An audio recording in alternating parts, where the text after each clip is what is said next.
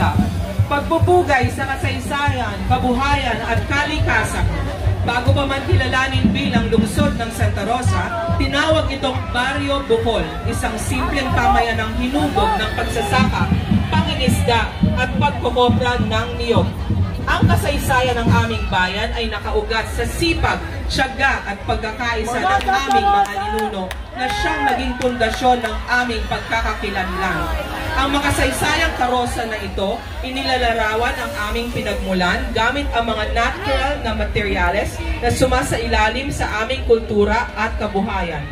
Sa gitna ng karosa, namamayani ang isang gintong leon, ang bantog na salisag ng aming bayan bilang Lion City of the South.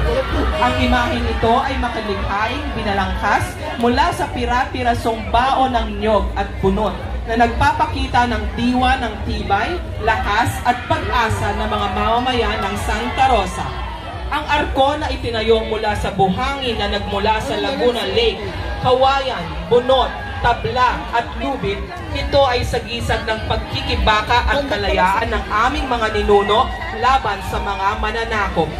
Bilang pagpupugay sa aming agrikultural na pamana, ang karosa ay pinalumutian ng mga iba't ibang buto, mga kabibe at palay na kumakatawan sa kasipagan ng aming mga magsasaka at mangingisda.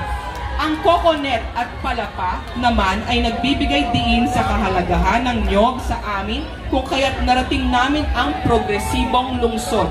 Sa ilalim na bahagi ng aming karosa, makikita ang idinsenyo gamit ang isang mahalagang elemento na sagisag ng kaugnayan ng aming bayan sa tubig, pangingisda at kalikasan.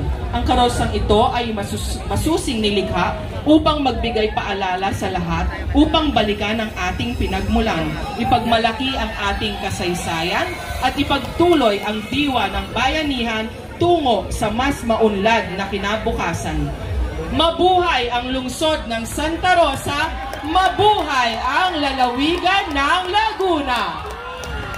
Mabuhay